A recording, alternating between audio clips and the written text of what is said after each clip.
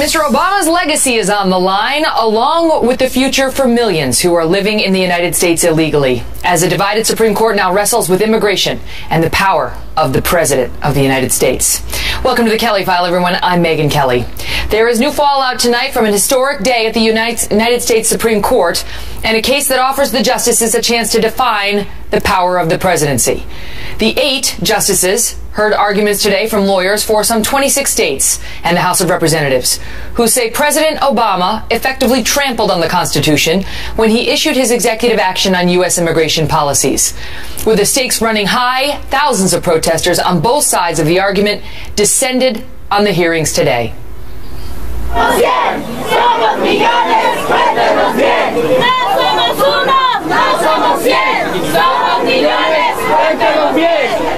Despite the fact that more than half of the states in the nation are arguing against them, we have confirmed that there was a large contingent of illegal immigrants both outside and inside of today's hearings. We'll hear from one of those protesters, Jose Antonio Vargas, who was inside the High Court today in just moments, before Judge Sandro Napolitano explains why he thinks the administration and some of the more liberal justices were trying to lead the court's Chief Justice into a trap. But first, Shannon Bream explains exactly what went down today. Shannon? Well, Megyn, the court does appear split after tough arguments today over whether the president overstepped his constitutional boundaries when he announced programs that essentially block the deportation of roughly 4 million people who are in the U.S. illegally. Thousands packed the street and the plaza outside the court today, the two sides sometimes escalating into shouting matches. One side, of course, arguing the president acted because Congress wouldn't, while the other side says that has no bearing on whether any president is allowed to step outside his or her enumerated powers. Inside, the justices both sides with tough questions. And the man who is often the swing vote, Justice Kennedy, expressed skepticism about the way this all played out, saying, quote, "The briefs go on for pages to the effect that the president has admitted a certain number of people and then Congress approves it. That seems to me to have it backwards. It's as if that the president is setting the policy and the Congress is executing it. That's just upside down." Supporters of the president's actions say they are backed by both authority and necessity. That Congress has given the president the discretion to set priorities for who goes and who stays. And noting the discrepancy between the number of those here illegally and the actual funding provided for deportations, today Justice Ginsburg said, quote, "Inevitably, priorities have to be set." And with just 8 justices, we are once again facing the possibility of a tie. If that happens, of course, the lower court ruling remains in place. And in this case, the lower court put the president's programs on hold. So supporters of them have to hope they convinced at least 5 justices today. Megyn? Shannon, thank you. Well, as we mentioned, a number of undocumented individuals were both protesting and attending today's hearing, including our next guest, Jose Antonio Vargas. But Jose was not alone. He was joined by a 6-year-old girl, Sophie Cruz, who has become a symbol for this issue after asking Pope Francis to make sure her parents were not deported during his recent visit to Washington. Jose Antonio Vargas is editor of #EmergingUS and founder of DefineAmerican.com. Great to see you, Jose. Thank you for being here.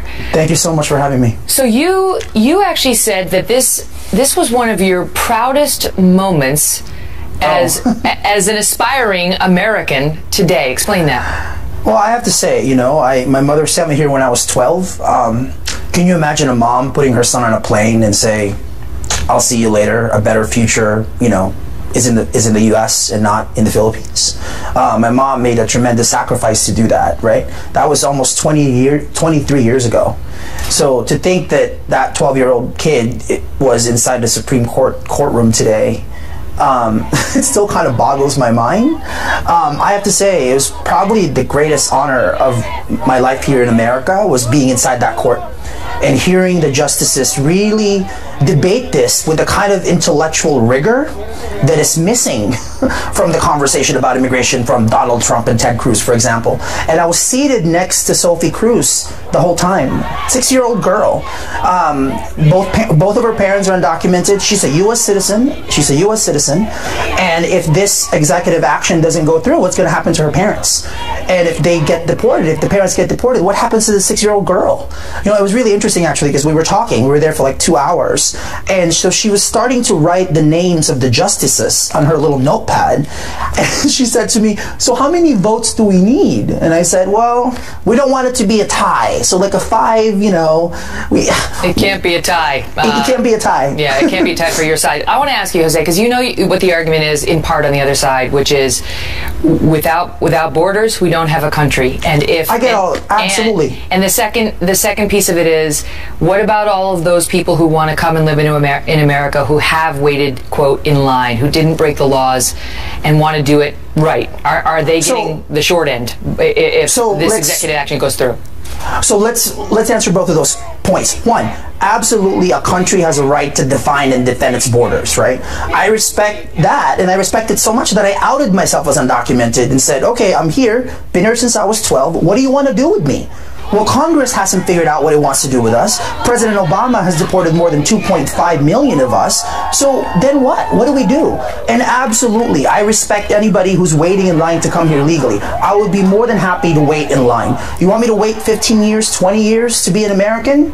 Absolutely, I'll wait. But there has to be a process. And right now, there's no process.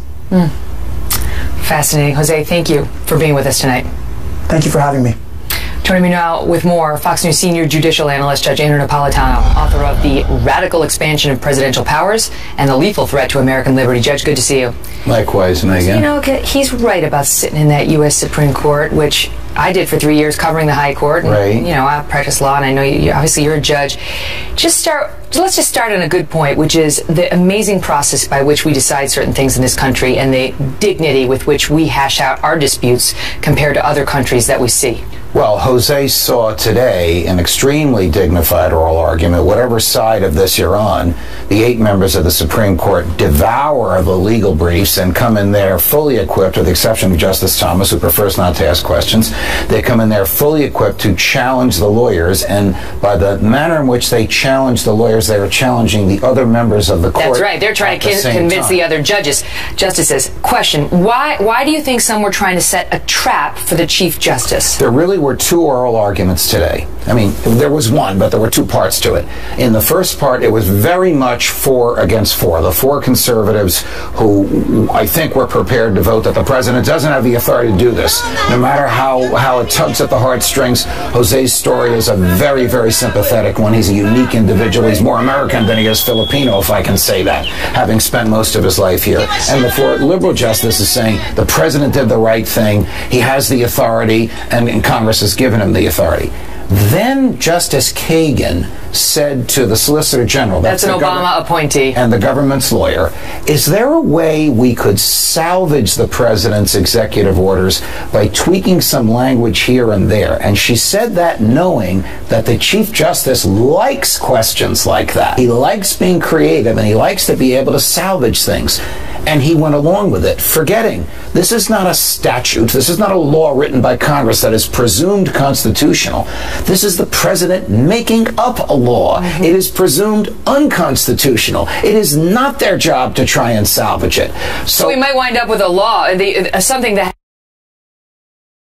has the effect of a law that Congress never approved, that the president drafted, that the U.S. Supreme Court tweaked. Because John Roberts thinks it's the right thing to try and... Tell me, it's whether the president had the power to do this. And yes. If they're divided 4-4, then Texas and the 26 states win, because they went in there with a win, and the president's executive action would fail. Correct. But they seem to be finding a way to get out of this on a technicality to say, you know what, you states, you don't even have a standing to be here. Do you think it's likely they're going to kick this case out by saying, we can't even hear this because you plaintiffs don't have the right to be here? And if so, what happens? I don't think that's going to happen, because the Chief Justice himself said you obviously have standing. You're being forced to give driver's licenses and spend money for people that you haven't budgeted. That's enough harm to give you standing, the right to sue, standing, which the Constitution requires. He needs more than himself to reach that conclusion. I think it's 4-4 on whether the president exceeded his authority, and it's 4-4 on whether they're standing. The question is, does the Chief Justice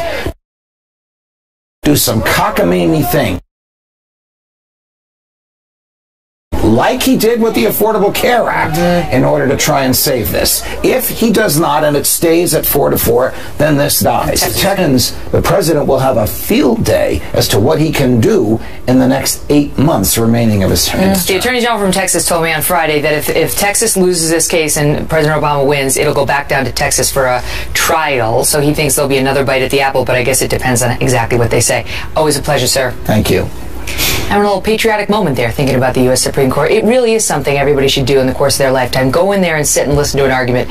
You will be proud of the way our system works. This is like a couple. It's not like it's got a little kinks here and there in the system, but overall, we're doing all right there.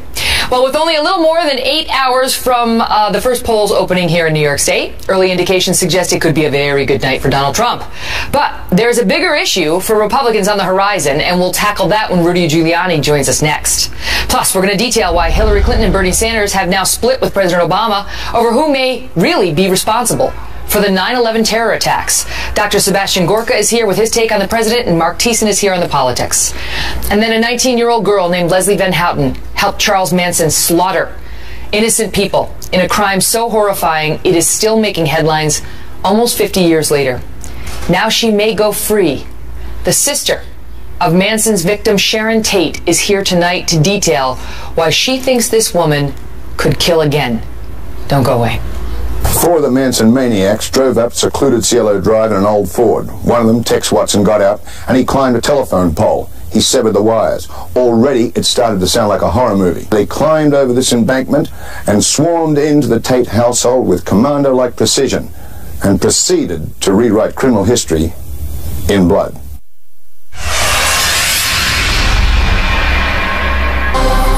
Breaking tonight with a little more than 8 hours now until the polls open here in New York. Donald Trump looking to hold on to his home state and earn, at a minimum, a majority of the 95 delegates at stake. Right now, his odds look very good. The latest Real Clear Politics average shows Trump with a commanding lead over Ted Cruz and John Kasich. You can see Cruz coming in third, according to those polls in this state. But that's just part of the story of tonight's big political action. In moments, we'll be joined by former New York City Mayor Rudy Giuliani, and we will ask him about his decision to support Donald Trump. But we begin with our chief political correspondent, campaign Carl Cameron, reporting from Buffalo, New York, where Trump just wrapped up a rally. Carl? And it was a raucous one, Megan. Good evening. We're here at the First Niagara Center, home of the Buffalo Sabres, the NHL team here. And Mr. Trump put in over 11,000 people in a capacity of 19,000 arena, and it was a very raucous rally. He has good reason to be excited. He's looking for a sweep or the vast majority of the 95 delegates up for grabs in New York's primary tomorrow night. To do that, he'll have to get a majority statewide and then a majority in each of the state's congressional districts. If he falls short of a majority, less than 50%, then they would become proportional, and that would be a significant setback for Trump. But his goal is to get about 80 delegates, and they're very confident of that. And this evening, he gave Ted Cruz a big slapdown. Listen. Here's a man that turned down Sandy money for this state and plenty of other money. We had lots of things coming into New York, and he voted against. No New Yorker can vote for Ted Cruz. The latest polls from NBC Wall Street Journal shows that Trump now has crested 50% in New York and has more support in that poll than both Cruz and Kasich combined. Cruz was holding nothing back today. He's been arguing for several months now that this is likely to go to a contested convention, and he said today that there will be a battle in Cleveland, signaling that he intends to fight all the way there. And as for John Kasich, Trump gave him a bit of a whack too today, saying he's only won one of the 34 contests thus far, and yet Kasich says he's going all the way to the convention too. His argument, Megan, is that regardless of the delegates, by the time the Republican Party gets to Cleveland for that convention in July, they'll recognize that Cruz and Trump are not the candidates to go up against Hillary Clinton, and that Kasich, who's been both a governor and congressman, is. Megan? Carl, thank you. Heading into New York, Donald Trump is enjoying a substantial lead in the overall delegate count, nearly 200 ahead of Texas Senator Ted Cruz, leaving Ohio Governor John Kasich way behind. But when it comes to securing the delegates he will need, if there's actually a contested convention and it goes to that second ballot, that is a different story. Tom Bevan is the co-founder and publisher of one of the greatest websites online, RealClearPolitics.com. It's my favorite. Great to see you, Tom. Thank you for being here. So I'll put it to you this way. Vox has a piece out today that says Trump is great at winning primaries, but bad when it comes to securing delegates needed in case of a contested convention. I mean, does that about sum it up? It does. You know, I like to think of it this way, Megan. It's Trump is playing big ball, right? He's trying to win votes, he's trying to win states, and he's trying to accrue the delegates that are supposed to come with that. Cruz is really playing small ball, right? He is working these individual states, the sort of arcane process by which the delegates are actually selected, and he's doing a pretty good job of putting his people in those positions so that when they get to Cleveland in July, even though Trump will have a lead in the overall delegate count, of which most of those folks are bound on the first ballot, Trump may actually have more folks who are loyal to him as delegates, and that's what he hopes he can do on if it goes to a second ballot. Cruz may have more folks who are loyal to him, you're saying? Yes, I'm sorry. Cruz may have more folks, and that's his plan. Cruz's whole strategy is basically death by 1,000 cuts to Trump. Like, he can't knock him out with some big win, certainly in New York. He's not going to knock him out with some big win in California, according to the polls. You know, it'd be proportional awarding of the delegates. So it's little bits here, there, and everywhere. The boot of the federal government. Yeah, but I mean, look, this is how it's done. This is Cruz's argument. These are the rules. Everybody knows the rules, and he's simply playing by them. And he does have a point. And that's how he's going to, I mean, that's his only chance. He's mathematically eliminated from winning, getting to 1237 now at this point, especially after tomorrow night. And so this is his only hope, is to get to a contested convention, get to an open convention. And Trump is really, I think most people think, Megan, he's one and done. If he doesn't win it on the first ballot, it's highly unlikely that he's going to. And what are his odds now of getting Trump's to 1237, given how well he's likely to do in New York? Of course, there's a question of Indiana, where Cruz is expected to do well, and then California, where Trump's leading, but Cruz is expected to do all right. I mean, I think he's still got a chance. It's slimmer than it was before because of the way some of these states, Colorado played out and Wyoming. But it depends on, tomorrow night. If he does better than 80 delegates, if he gets 90, 95, he does a full sweep, and what he does in the next 2 weeks in the Northeast, he'll be in a good position. He won't have to kill it in California. If he doesn't do that well, and if he loses in Indiana, it's going to be very, very tough. He'd have to win almost every delegate in California, and that seems unlikely. Tom, thank you. You bet. It's crazy, right? Joining us now, Rudy Giuliani, former mayor of New York City and a man who ran for president himself back in 2008. We were just talking about who would have thought New York State would be relevant? Who would have thought we would be coming down to New York and ultimately maybe even California to figure this out? You heard or Tom the convention. Say the magic number for Trump is likely over 80 delegates in New York. Do you think he'll make it? I think he'll go over 80. Okay. Yeah, the 53, 55 seems very solid to me. It's more of a question of how many of the congressional districts, as he go over 50. He's probably going to do it in most. So he's going to probably come out of New York with somewhere between 80 and 90 delegates. And how do you like his chances of getting 1237 by June 7th, which is the last day of voting? I think they exist. I mean, they don't exist for Cruz. They don't exist for Kasich. The only person they exist for is Trump. And the one thing that is for sure, Trump is going to go in with a big lead. And with more votes. I mean, yeah, go ahead, sorry. So the Cruz legal argument is correct. Those are the rules. I'm playing by the rules. I'm making deals behind the scenes. That's all fine. The political argument is very bad, however. We have a Republican electorate that is angry at Washington for deal making, angry at the elite, and now we're going to reject the will of the almost majority of the Republican voters. Man, that's tough. It's dicey for the Republicans any way you slice it at this point, right? Given how divided they remain this late in the process. Yeah, it is. It's not good. But I mean, the reality is, if you look at the polls, right, 60-70% of Republicans believe the person with the most votes should be the nominee. Right, 64%, I think, according to the Bloomberg poll. What you call democracy. The other is game playing.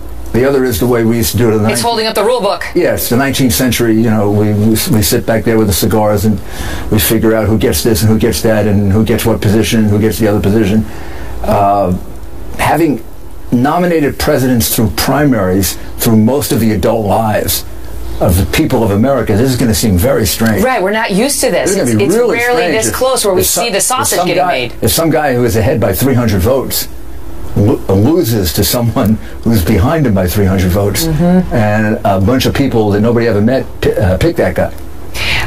Now you say you're gonna vote for Donald Trump. Tomorrow morning, I'll wake up early. I'm going to go vote for Donald. I've urged all my friends to vote for him. Think of the three candidates we have left in the Republican primary. He's the best candidate. And I think he is by far the best chance to beat Hillary Clinton, which is my major objective. If I thought Cruz had a better chance of beating Hillary Clinton, I'd support Cruz, and I'll tell you why. I think Cruz is a fastball that the Democrats have hit out of the park whenever they want. Straight right wing, very doctrinaire, very easy to beat, can't win any of the Northeast, can't win the West. Trump is a Mariano Rivera cut fastball. I know a couple of these references. I know he's a closer. He's a closer. No. You can't, he's unexpected. Hillary doesn't have a rule book for running against Donald Trump. She's got one for running against Cruz. She's run against Cruz before. So why not endorse him? Oh, only because I'm not part of the campaign. I mean, I don't want anybody to think that I am an official in the campaign. I'm part of the campaign. I take orders from the campaign. That, right? Okay, so I support him. Okay. I mean, the New York Post endorsed Donald Trump. I don't think anybody thinks that the New York Post is part of the campaign. But I'm a political person. And whatever I endorse, I go make speeches. I'm part of the campaign. So I see. So you're just like, I don't want to travel. Yeah. I don't want to have. I'm going to go on the Kelly file. That's what I'm going to do. If they make some of the changes I would like, maybe. Oh. You know, if the campaign organization were what I'd like to see. Well, they're shoring it up now. I think they're shoring it up. So maybe that'll come. But there's no question. I believe he is by far the best candidate. And if people want to interpret that as an endorsement, it is. But it doesn't require any obligation on my part to have to defend every single thing they do, because there are some of the things they do, like with you. Like the statement about the Mexicans, things that I don't agree with. You know, I worked for Ronald Reagan, and I agreed with Ronald Reagan 8 out of 10 times, and that was enough. Right? And I love him. Right. And I agree with Trump about 8 out of 10 times. And he's also been a friend for 25 years, and I trust him. That counts for a lot. Yeah. Great to see you, Mr. Mayor. Thank you. Thanks for being here. Well, it was almost 50 years ago when Charlie Manson and his so-called family carried out one of the most horrifying crimes in American history. Now, one of the women who killed for Charlie may be about to go free. The sister of one of Manson's victims, Sharon Tate, who was 8.5 months pregnant when she was murdered, is here tonight on her fight to keep the Manson family and all of their associates behind bars. Plus, President Obama is headed to Saudi Arabia this week as the fight ramps up over the secret part of the 9/11 report and what it says about the Saudi royal family. Mark Thiessen and Dr. Sebastian Gorka are here next on that. Breaking tonight, tensions may be near a boiling point between the United States and Saudi Arabia, just 2 days ahead of President Obama's trip to the kingdom, as Democrats and Republicans alike push for the full release of the 28 pages of the 9/11 Commission report that remain classified. Charlie Rose of CBS News just asked President Obama what is in these pages tonight. Have you read it? You know, I have a sense of what's in there. Jim Clapper, our Director of National Intelligence, has been going through to make sure that whatever it is that is released is not going to compromise some major national security interest of the United States. Joining us now, Mark Thiessen, Fox News contributor, former chief speechwriter to President George W. Bush, and Dr. Sebastian Gorka. He is the Major General Horner Distinguished Chair of Military Theory at the Marine Corps University and the author of the brand new book, Defeating Jihad, The Winnable War. Great to see you both. Dr. Gorka, let me start with you on this. What is your take? Because in some circles it's very controversial about whether these 28 pages should be declassified. Is it a good idea or no?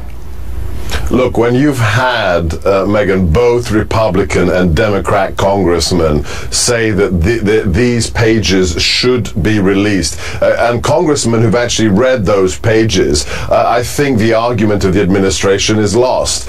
We need to know what was the exact involvement. There are lots of stories floating around of Saudi embassy officials assisting some of the hijackers, at least 2 of them located in San Diego. ego. We need to know that. There needs to be justice for the victims of 9/11. And I think after 15 years, now could be the time to declassify these 28 pages. Mark, if what's in the pages suggests that the Saudi government or top officials in some way were behind 9/11 or had a substantial role in 9/11, don't we need to know that, or is that something it doesn't serve us to know? Well, I think it does serve us to know the details of it, to the extent that it doesn't compromise sources and methods or hurt our national security. Two administrations, both the Bush and Obama administration, decided that it would hurt our national security. I haven't seen the 28 pages, and neither has Dr. Gorka, so we don't know what's in them exactly. But we already know that Saudi Arabia was turning a blind eye to terror and was even, in some ways, complicit in terror. I mean, Saudi Arabia was one of 3 countries on the face of the earth that recognized the Taliban regime in Afghanistan that was harboring al-Qaeda. In 2003, Vice President Cheney gave a speech, and I'll read you what he said. In Saudi Arabia, fundraisers and facilitators were providing money and logistical support to al-Qaeda. So these are things that we already know. We don't know all the details. But President Bush, what he did was he made an ultimatum to the world. He said, you are either with us or you're with the terrorists. And he gave a choice to countries like Saudi Arabia, and they choose to be with us. And they're now a very important counterterrorism partner. So but before 9/11, they were helping. Absolutely. So I mean, what is the takeaway on that, Dr. Gorka? That they did help.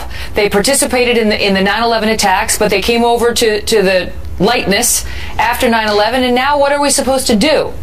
Look, the reality is Saudi Arabia, like Pakistan, is a fundamentally schizophrenic nation. We know that they cut a deal with the jihadists in 1979 after the siege of Mecca. We know that elements of the regime have been supporting or funding jihadi organizations around the world. But we need them still. We need the Saudis. Right, but that doesn't mean as a government they're all bad guys. They're just conflicted and they're schizophrenic, and they need to get their house in order and decide whether they can clean internally their house and make sure they're on our side against the jihadists. They've been kind of half pregnant for the last 15 years, So Megyn. it's like dealing with Sybil. You remember Sybil, the movie where she had all the personalities inside of her? So like the bad and then the good. And we don't know which one we're getting, but we've decided that we need to sort of pretend that it's all good because they can provide some benefit to us. But Mark, I ask you, are we gaining something at this point by keeping the 28 pages secret when Bob Graham, of the 9/11 Commission is saying, release the pages, that this classification stuff is nonsense, that the American public has a right to know who was behind the attack, and there's no reason to continue protecting them? Well, I think that's probably true. Again, as long as it doesn't compromise sources and methods. And Bob Graham has seen the document, so he knows better than either of us as to what's in it and whether it would compromise sources and methods. But there are other people in senior positions who disagree. I can't make a judgment on that based on having not seen the document. But we do know that the 9/11 Commission found that the Saudi government, as an institution, and senior officials did not participate in the 9/11 attacks. But that was worded very carefully. Yeah, I know. Very carefully. You could drive a truck through the holes in that statement. Were there people, were there princes, were there people, you have a Saudi king who has dozens of wives and dozens of sons and dozens of grandchildren. Were there members of the Saudi royal family? Were there people who were officials who did, not as a matter of government policy, but as a matter of ideology, help the 9/11 attacks? We do need to know that, absolutely. And so, Dr. Gorka, what's your take on where we should stand with Saudi Arabia? Because now some are pushing this bill that would allow the 9/11 family members to sue the Saudis, and the Saudis are making all sorts of threats against us if we do that they're going to pull all of their assets out of here, that they're going to hurt the United States financially. You're looking for the number here. It's a substantial sum. I don't have it in front of me, but what do you make of their reaction? $750 billion. There you go. They are threatening to sell $750 billion of U.S. assets. That's just a smokescreen. Never going to happen. That regime cannot survive without us militarily and economically. And I'd like to emphasize what you said previously, Megyn. The wording of the 9/11 Commission report is incredibly precise. The Saudi government as an institution and high-ranking members of the government were not responsible for 9/11. That is very, very telling wording. I mean, as a lawyer, it's like... As a lawyer, you know it. That's on the nose. They could have done better. We get it. All right, guys, good discussion. Thank you both. Thanks, Megyn. Well, the Secretary of the Treasury has just reneged on a major promise he made to America. I mean, a 180. And it may not sit well with at least half of the country. We'll show you why. Plus, she was a prom queen before she became a follower of Charles Manson and went on a murder spree that shocked the nation. Now she may go free, and the sister of a Manson family victim joins us next. I make no excuse for what I have done. My actions August 10th, 1969 were contemptible, and they were without justification.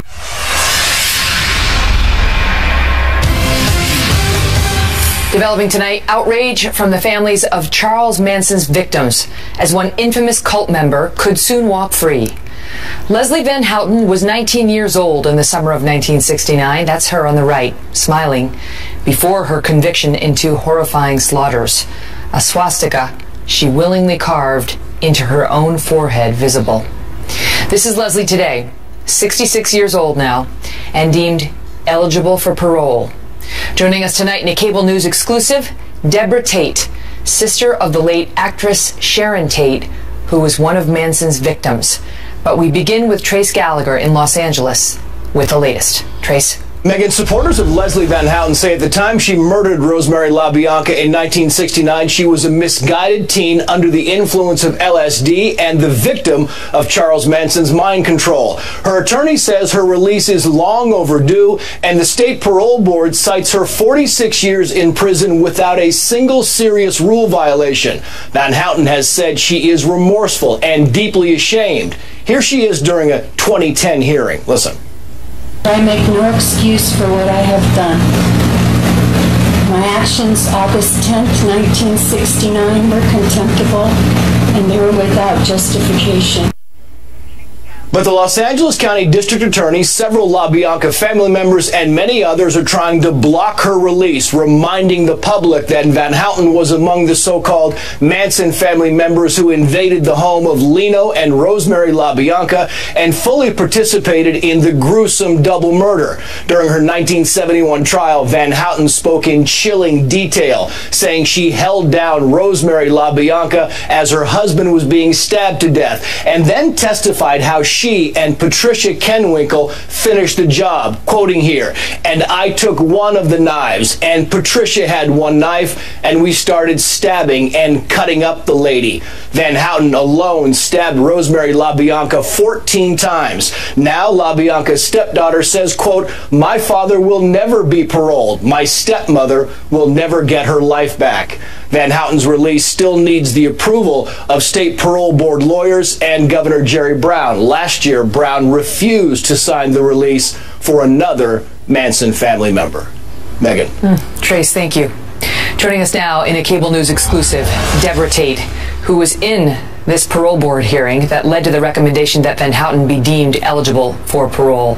Thank you so much for being here, Deb. Thank you. So your sister Sharon was brutally murdered by Manson and his so-called family.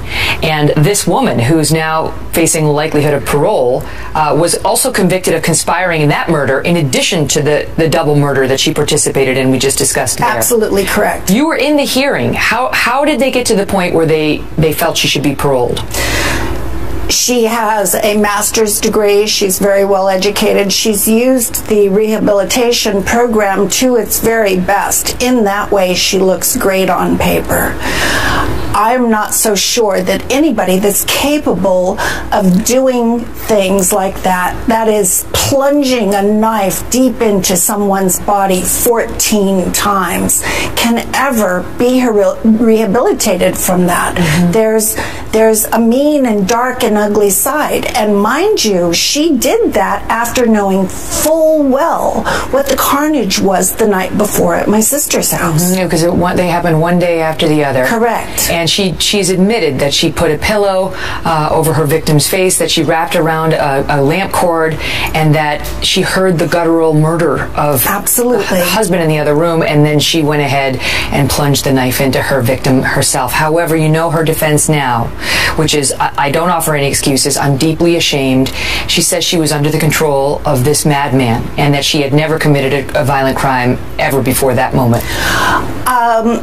I'm not sure I buy the under the influence of a madman. There were many Manson family members that chose not to participate in murder, creepy crawlies. That was the act of going into people's homes in the middle of the night.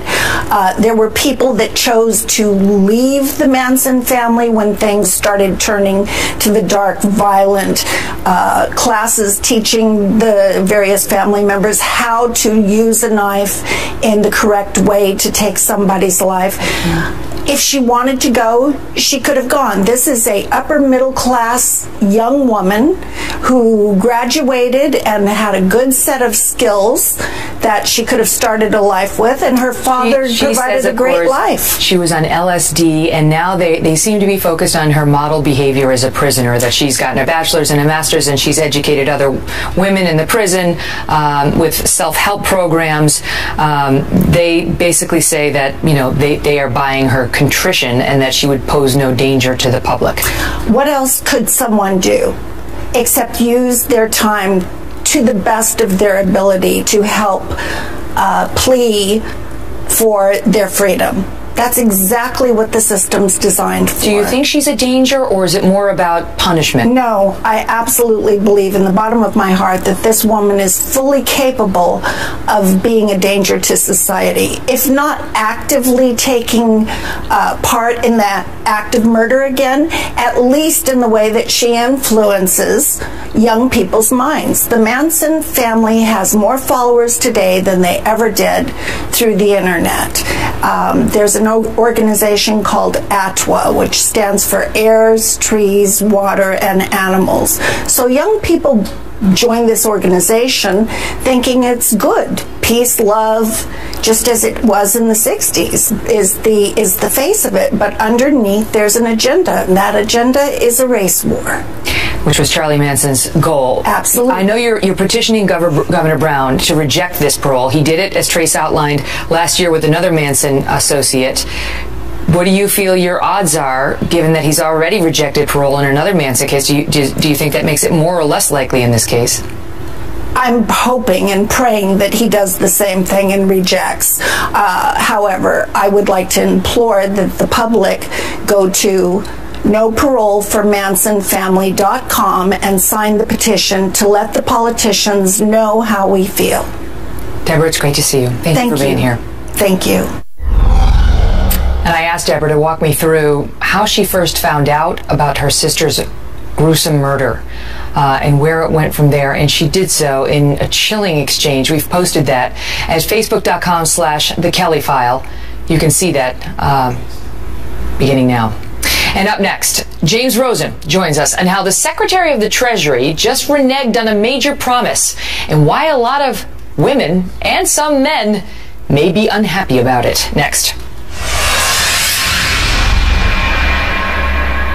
From the world headquarters of Fox News, it's The Kelly File with Megyn Kelly. Well, a campaign to put a woman on U.S. paper currency has been in the works for some time. Previously, Treasury Secretary Jack Lew made it sound as if the $10 bill would be the first to get a makeover. But now it seems the hip-hop Broadway musical Hamilton has influenced the Secretary in ways no one could have expected. Chief Washington correspondent James Rosen has more. Hey, James. Megyn, good evening. Not since President Obama declined to enforce his red line in Syria has an American public official so visibly reneged on so highly publicized a promise as the Treasury Secretary has done in this case. Jack Lew said last June that the $10 bill would be redesigned to include the portrait of a woman alongside that of Alexander Hamilton, the founder of the New York Post, who is better known to some as the genius architect of our nation's financial system. But all that was before millions of people protested and before the Broadway musical Hamilton, a retelling of the Founding Fathers' story in hip-hop idiom, had demonstrated its box office appeal and critical acclaim. Indeed, just today, the play was awarded the Pulitzer Prize for Drama. Now, published reports say Treasury is abandoning Lew's promise to have a woman share space with Hamilton on the 10. Instead, the plan reportedly calls for the back of the $10 bill to feature a panorama of dynamic women throughout history, a move that swiftly triggered comparisons to the demand that Rosa Parks sit at the back of the bus in Montgomery, Alabama during the Civil Rights era. As well, Treasury is said to be looking to evict removed Andrew Jackson, the 7th president of the United States, from the front of the $20 bill in favor of a woman yet to be named. As all along, the frontrunners in this female race for immortalization on our currency are Rosa Parks, the civil rights icon who died in 2005, Susan B. Anthony, the suffragist whose image appeared on the dollar coin first minted in 1979, and Eleanor Roosevelt, the first lady who, following her husband's death, championed human rights and leftist causes. Even if announced later this week, as is expected, these moves will take years to enact, with the redesigned $10 bill to debut in 2020, the new 20 sometime thereafter. Megan. So in 2020, we're going to have some $10 bills with Alexander Hamilton on the front and some woman yet to be named on the back. A collection of women, they said, will be on the back. Right. And so we will celebrate the 100th year anniversary of women's suffrage with a bunch of women on the back of one bill. Yeah, you know, it's bad enough, Megan, when our leaders cave into political pressure, but it's downright contemptible when our leaders cave into Broadway pressure. I mean, Jesus Christ superstar, you can almost see tipping the scales of justice here, the invisible jazz hands of the elites. Where could this go next? You know, it's this little 9-year-old girl, Sophia, started this movement. She wrote, "I think putting a woman on the back of the bill would make women seem less important." You think? Great to see you, James. Always a pleasure. Likewise. Thank you, Megan. We'll be right back. File right here for complete coverage of the battle for New York. We will be live as the polls close here in the Empire State, and we'll have live reports and complete coverage from Brit Hume, Stuart Stevens, DNC Chairwoman Debbie Wasserman Schultz. That ought to be interesting. It was the last time. See you then. Thank you, Mr. Chairman. Thank you, Ranking Member Leahy. Thank you, members of the subcommittee. My name is Bono. I'm the co-founder of the One Campaign, and I'm just going to jump right into it because I've been told not to filibuster. And as you know, the Irish invented the filibuster. So I'm going to read this because that makes it faster. I've just returned from Africa and the Middle East, where I was lucky to join a CODEL led by Senator Graham there. I visited Kenya, Jordan, and then with the team Turkey and Egypt. This visit revealed one fact and two fictions. The fact is that aid can no longer be seen as charity, a nice thing to do when we can afford it. If there's one thing I would like you to take away from this testimony, it is that aid in 2016 is not charity, it is national security. And when it's structured properly with a hard focus on fighting corruption and improving governance to qualify for that aid, it could be the best bulwark we have against the violent extremism that is gaining traction in the Levant and the Sahel. The two fictions the expedition revealed to me were, number one, that this refugee problem is temporary. The typical crisis that creates refugees lasts 25 years. On our trip, Senator Graham and I heard the term permanent temporary solution thrown around, but without the irony that phrase requires. The second fiction is that it's simply a Middle Eastern problem. Refugees are flowing from all over the world, especially Africa, actually. Of the top 10 countries that are hosting refugees today, 5 of them are African. In Europe, the problem has moved from practical to existential. In 1989, the wall that divided Europe came down, a remarkable moment to live through. Who could imagine in 2016 another set of walls being built up, this time made of mesh and razor wire, but walls nevertheless. Members of the subcommittee, let me soberly suggest to you that the integration of Europe, the very idea of European unity, is at risk here. Europe is America's most important ally since the Second World War. Are we not your most important ally in the fight against violent extremism? This should really matter to you. I know it does. Put simply, as we Europeans have learned, if the Middle East catches fire, the flames jump any border controls. And if Africa fails, Europe cannot succeed. It's not rocket science. It's math. Here are the numbers. By 2050, the African population will have doubled to 2.5 billion, twice that of China. 40% of the world's youth will be African, which personally excites me because I have a sense of who they are and want to be. Of the One Campaign's 7 million members, 3 million of them are African. We have a sense of their potential as an engine of growth that can roar. But we also fear that if the young people of Africa are misled and marginalized, their anger could be channeled not to hope, but to hate. A choice is stark. We fast-track our friendship, or we invite new enemies. I know that you in this room believe deeply that freedom is more powerful than fear, that hope is more contagious than hate. And I know you'll agree with me when I say that sometimes hope needs a bit of help. Well, this is one of those times. You see, to defeat bad ideas, you need better ideas. But the good news is we have them. UNHCR have great ideas on how humanitarian support can be done better and provide jobs and hope. They witness how the mood of a camp changes if there's a classroom built for kids. They see the despair in the faces of skilled workers not allowed access to the labour market. But soberly, I have to say to you, the international community, though it means well, is having a lot of meetings about the crisis. And I believe it's issuing a record number of press releases. But what it's not doing is cutting checks. As of last month, as you kind of about to hear, the UN's humanitarian response plans for 2016 had only received 9% of the funding they require. 9%. And grants are handed out annually, which is kind of on a hand-to-mouth basis with no predictability, which makes it impossible for these agencies to plan, which is madness. It's absolute madness. Another idea that I heard that might be of serious interest to this committee is to prioritize the support of the countries along the Sahel and the Levant who are not yet in crisis. Now, I know this sounds counterintuitive, but the people I met, especially the military, told us it is critical that these countries not only survive, but that they thrive. Imagine if the chaos that ripped through Syria were to engulf Egypt, or God forbid, Nigeria. These are gigantic countries. This is not melodrama. We now know that people, when running from war, will risk the most treacherous journeys. Doctors, teachers tying their children to their chests as they tie themselves to floating corks and tin cans on the Mediterranean Sea, all for the promise of a better life. When you think of an exodus on that big a scale, you realize that we better have some big ideas to meet the challenge.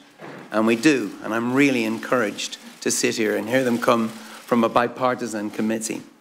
These countries need aid, but it's not just aid. Commerce is urgent here. New trade agreements are critical. Concessional loans from the World Bank are essential. Dr. Jim Kim and the World Bank are really being innovative here. So is Gail Smith, who runs USAID. You should be proud of these people.